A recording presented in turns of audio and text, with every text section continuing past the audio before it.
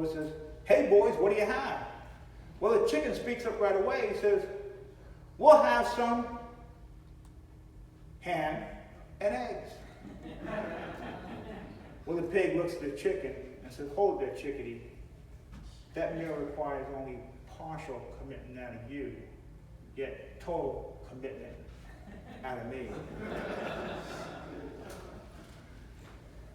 How committed are you to the things that matter most to you in your life?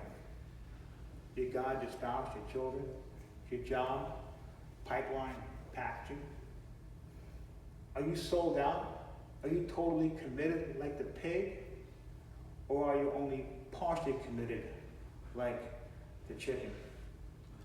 Vince Lombardi, great football coach, once said, "Most people fail not because of lack of desires, but because of lack of commitment." People have great desire to achieve lofty goals, but are they committed to achieving those goals? Be all in for the things that matter most to you. My final year of coaching was in 2015. Following the season, the Giants fired Coach Coughlin. They transitioned me out of the weight room into personnel for the final year of my contract. I retired from the NFL, from New York Giants, in 2017. And as I look back over my career, I learned my final lesson that I'd like to share with you this afternoon. My future was not in my hands, but was in the hands of the Lord. One of the biggest struggles a coach has throughout his career is the concern of getting fired. There's a cliche in the athletic world that says, if you're a coach, you're either fired or going to be fired. Coaching is a very volatile profession by which success is really measured by the performance of young men and women. How well this 16-year-old, 19-year-old, 24-year-old, 35-year-old individual performs will determine whether or not you're going to have food on your table. They determine your livelihood. And come game day, who knows what they're thinking about? Are they focused, ready to play? Are they all in? Or is their mind on their girlfriend? Or is their mind on their contract or their finances? Who knows what they're thinking about? Yet their performance will determine whether or not you have a job. Despite this responsibility to perform, some athletes do not take this responsibility seriously. I can honestly say one of the most frustrating things for me was to come in to the work on Monday, train the guys on Monday following a Sunday loss, and having guys laughing and carrying on as if that loss didn't matter. Here you are fighting for your job, doing everything you can, and they're acting like, hey, it's no big deal. Losses don't only affect you, it also affects your family. Your family will be affected by losses. So after defeat, my wife, Ellen, her stomach would be so tied up in knots that it would still be hurting her the next day. She knew the ramifications of too many losses. She knew if we had a bad record, that we're going to be moving. But to upgrade, take the family, move to a different city, and start all over again. I would say that more than anything, my profession taught me to trust in the Lord in the future. Early in my career, I came across Jeremiah 29:11 when I was at North Carolina looking for my first job. For I know the plans I have for you, declares the Lord, plans to prosper and not to harm you, plans to give you hope and a future. I knew that God had plans for my life, and those plans were good.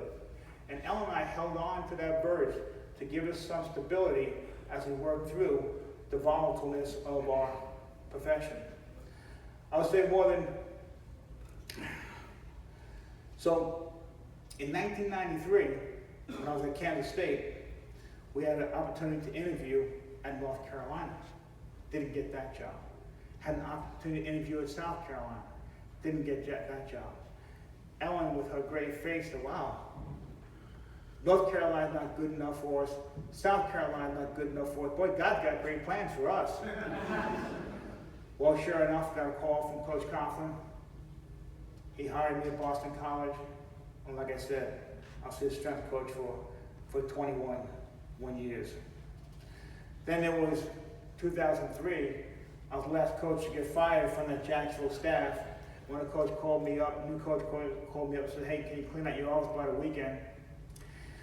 So, okay, told Alan, and then began packing things up.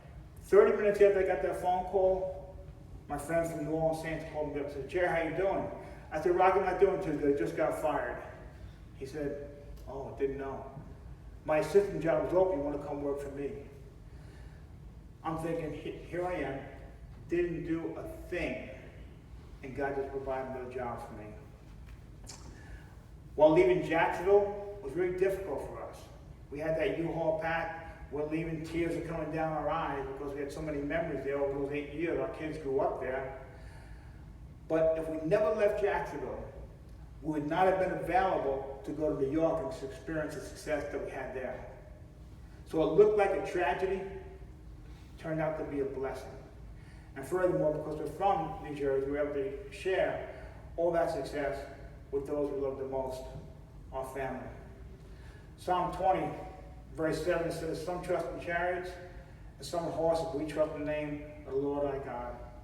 Well, I worked hard to be good at my craft, to be the best I can be, and I was very blessed to work under some very loyal people. I chose to put my trust in the Lord rather than my skills, my talents, and the people I work for. As a result, I'm truly a blessed man. I'm a godly wife.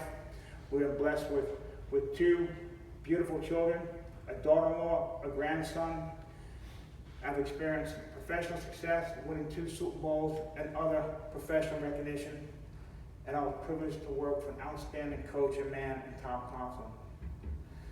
Many years ago, my wife Ellen claimed this verse for me. And she prayed through this verse, do you see a man skilled at his work? He will serve before kings. He will not serve before obscure men. Well, God provided Tom Coughlin to be my professional king. And above all, I consider it an honor to have served God in this profession. I hope that I served him well and that I significantly impacted the lives of others. So, there you go. 10 life lessons that I learned from coaching. There's no substitute for hard work. Sometimes you have to midstream adjust. People do what you inspect, not what you expect. Coach the Brandon Brandenburgs, the Joe Feldmans, and the Chase Blackburns. The first time you quit will be the hardest. Be the best you can be wherever God has you. Never get too big for the little people. 14 to nothing is a kiss of death. All in. My future's in the hands of the Lord. Thank you so much for your attention, for giving me this opportunity to share with you this afternoon. Hope you have a great time.